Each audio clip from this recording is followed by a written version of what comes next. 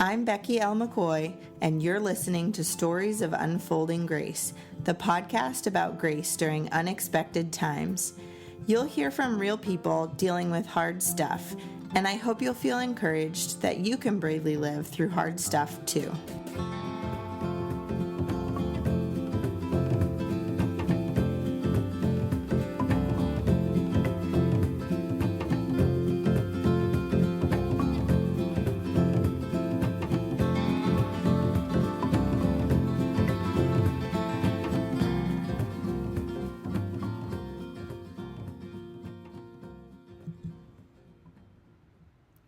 Hi everybody.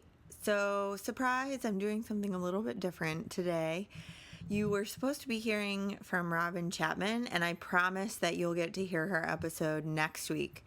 But before we get back to the traditional style of my podcast episodes, I just wanted to chat for a few minutes. So consider this maybe like a mini episode. That sounds kind of silly, but it works. So welcome to episode 18, the mini episode. I'm calling it Big Brave and Little Brave, and I think you'll figure out why pretty quickly. So all of these episodes, there have been 17 so far, which is crazy. I think 6 months ago, if you had told me I was going to be doing this podcast, I would have laughed, because 6 months ago, I didn't really even know what a podcast was. So I'm constantly amused by the fact that not only am I doing a podcast, but I'm really enjoying it. And it's been really a pleasure to chat with people about these difficult seasons that they've lived through. So Big Brave and Little Brave. Each of these episodes have been about really big, brave things. These are like once in a lifetime situations, and you really have to have this extraordinary measure of courage in order to get through them. And as we've heard, all of these people have chosen to be brave, even if they didn't feel like it, or even if that was the harder alternative. And I imagine that when you hear these big, brave stories, especially if you've never experienced that yourself, it could really feel intimidating. Maybe you feel like all of these people are way braver than you could ever be, that they have way more courage and way more strength. And you just kind of feel underqualified or unqualified to ever handle something that's that big of a deal. But I want to encourage you that you don't have to handle whatever their big, brave thing is, because you're not facing it. They figured out how to handle it because that's what they were faced with. And we'll get back to that in a minute. So the other idea is Little Brave. And Little Brave is kind of like the everyday kind of brave. And you probably don't even realize that you're doing, that it's a brave, that it's courage, that you're making the choice to be brave, because it's not a big thing. We kind of only label big things as brave. But I want to encourage you to consider that little things are brave too. So here's an example. Last week, we were visiting family in Pennsylvania, and we went to Chocolate World in Hershey. And it's a place where you can go and you get a tour of how they make the chocolate. And then at the end, you get free chocolate, which was awesome, especially because Caleb, in his 3-year-old world, is obsessed with chocolate. So he was in all of his glory. So we go through the little ride where you learn all about chocolate, and then we get our piece of chocolate. And then, of course, as every place like this does, they dump you right into the gift shop. So here I am. I was with my sister-in-law and my niece and my nephews, and then Caleb and Libby, and We are standing in the middle of a gift shop where about 90% of the products they're selling are made of chocolate. So, of course, Caleb's eyes bug out of his head, and he just thinks, I mean, if Willy Wonka and the Chocolate Factory, if, that was a real thing, Caleb was in it in that moment. So he was in all of his glory. So it's actually really cool. The gift shop is this huge building, and they have like all these different plants and a little pond. So we went to go look and see if there were fish, and we just kind of wandered around for a little while. Well, anyone who has had a 3-year-old or who knows anyone who's obsessed with chocolate knows walking around the chocolate gift shop at Hershey with no intention of buying anything is brave. Maybe it's big brave, but we're going to call it little brave. So we walked around and I explained to Caleb, we're not going to buy anything. And I had no idea how he was going to react. And it turns out we got really close to having a 3-year-old meltdown in the middle of Hershey Chocolate World gift shop. But it was just kind of, I don't know, I felt like I had the capacity to be brave in giving him a little bit of rein, trusting him to have a good attitude even when I told him no. So it didn't turn out great. Maybe not like the total highlight of our trip, because he wanted to get the gigantic chocolates and Mom said no. So worst mom in the world, right? But anyway, so that was a little brave thing that I did recently. Another little brave thing is that we went on vacation and we took a road trip, and I love road trips so much. I'm always game for a road trip. But recently, since Keith died, so in the last year and a half, road trips equals stress. And we really haven't gone on any unless we had to get somewhere by driving. I've avoided them. I was kind of afraid of how I'd react emotionally because Keith and I did so many road trips. It was really intimidating. And I was afraid for a really long time of going on a road trip. So the last about week and a half, we've just kind of been driving all over the Northeast and the Mid-Atlantic, seeing family and friends, and it was really fun. And it didn't feel as scary as the idea of road trips have over the last year and a half. But it still took courage and it was still brave because it's something that I was afraid of and I didn't know how I would react. And there was no knowing if it would kind of dredge up sadness or grief or whatnot. But it was great. And the kids did awesome. And it was totally worth the risk because it was just so fun. And it helped me to remember why I love road trips so much. The other kind of little brave is just like making the right choice. Maybe in your job, other people don't act with integrity or people have bad attitudes, but you're choosing to do the right thing and you're choosing to do it cheerfully. And you know what? That's brave. That's so countercultural to the people around you, and by making a different choice, you're choosing to be brave. So the whole idea of little brave and big brave is that if you get in the habit of choosing little brave things that don't really have consequences.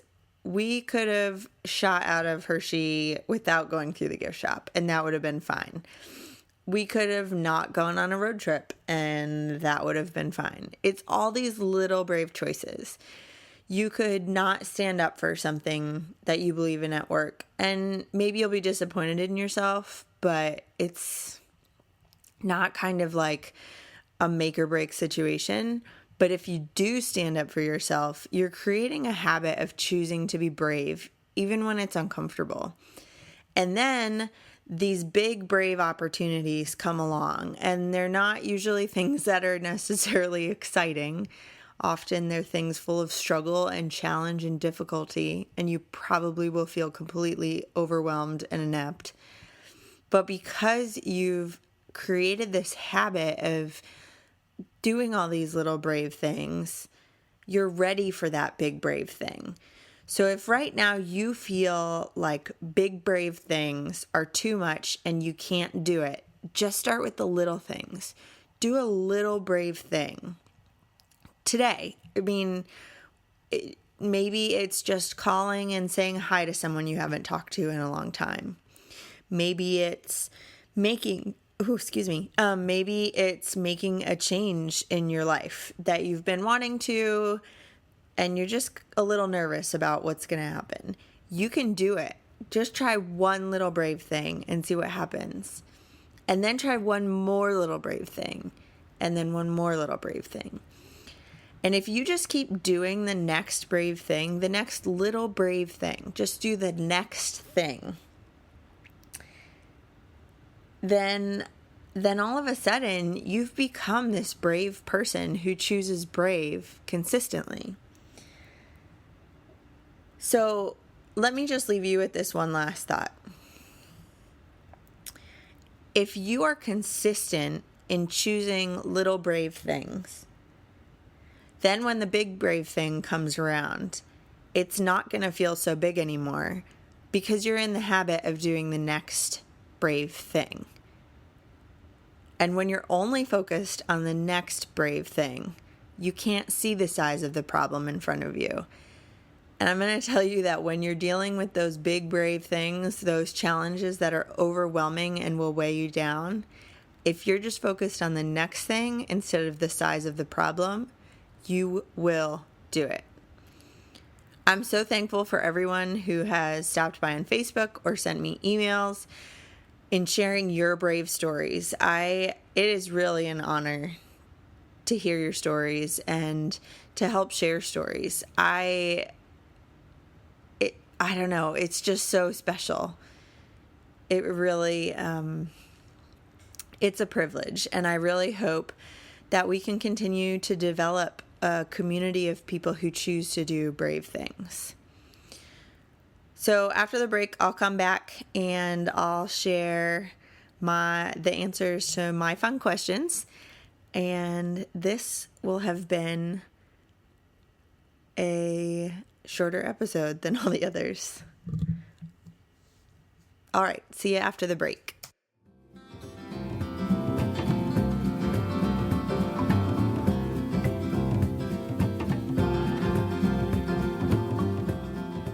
I get so excited to see people choosing to live bravely and authentically. Each week on Tuesdays and Fridays, I host a Facebook Live event to share more stories of people living bravely, and I want to hear your story too. Join us at facebook.com/Becky L. McCoy.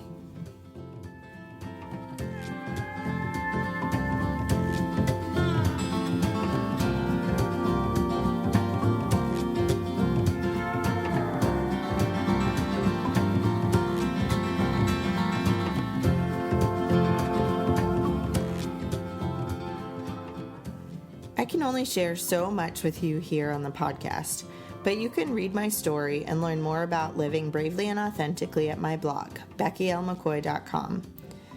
Stop by and sign up to receive my monthly newsletter. It includes book recommendations and blog posts and podcast episodes you may have missed. Check the show notes for details.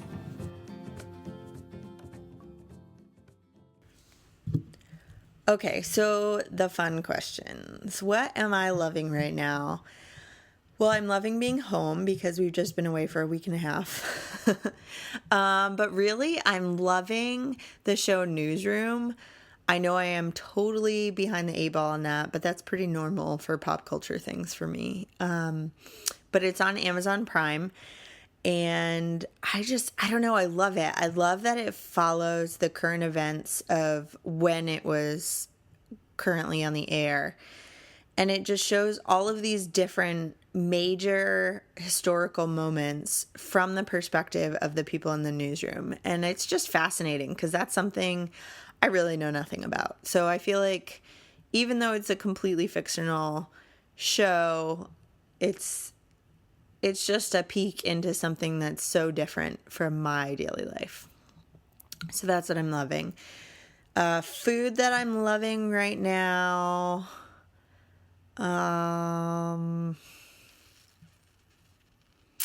That's a really good question.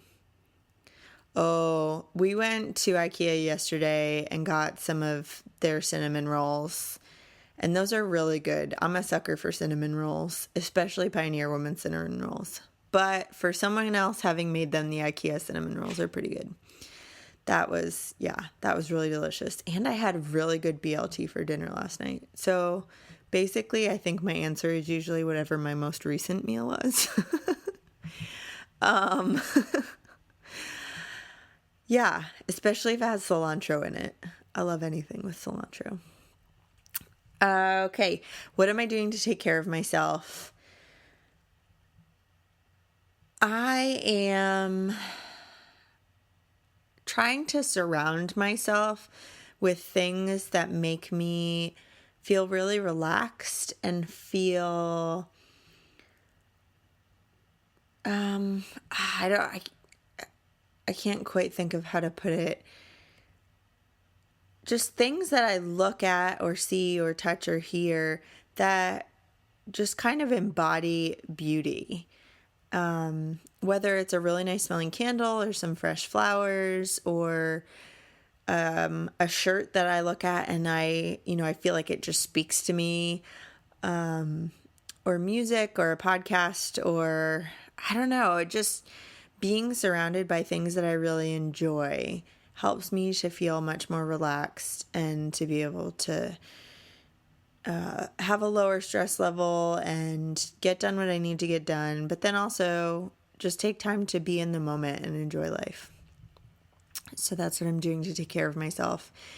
And last but not least, what am I doing to be brave?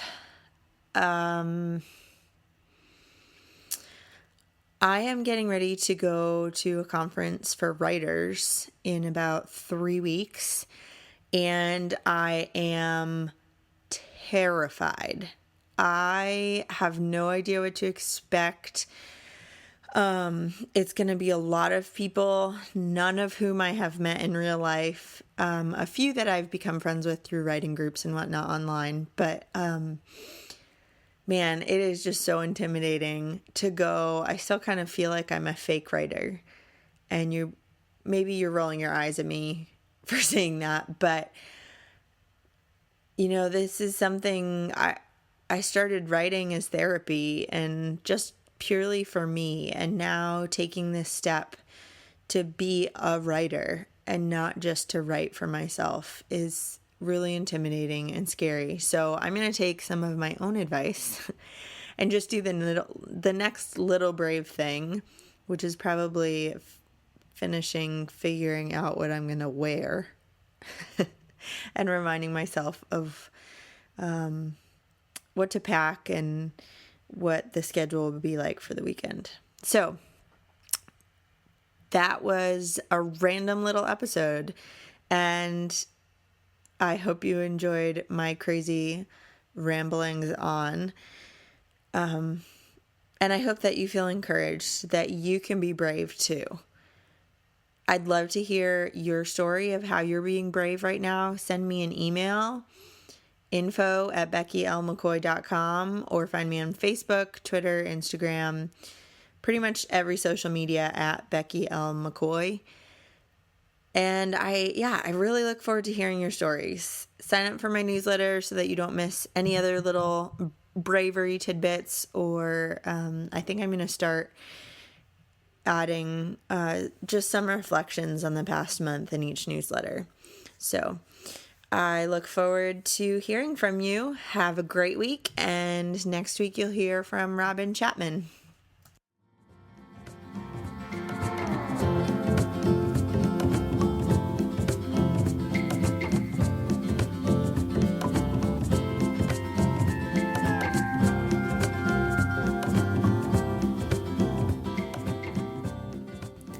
Make sure you subscribe on iTunes, Stitcher, or wherever you listen to podcasts. While you're there, please rate, review, and share Stories of Unfolding Grace. When you give it 5 stars, it goes a huge way in helping other people find the podcasts by increasing my ranking. If you're interested in sharing your own story of unfolding grace, head to my blog, beckylmccoy.com/submissions. I can't wait to hear from you. Thanks again for joining me. I'm looking forward to next week.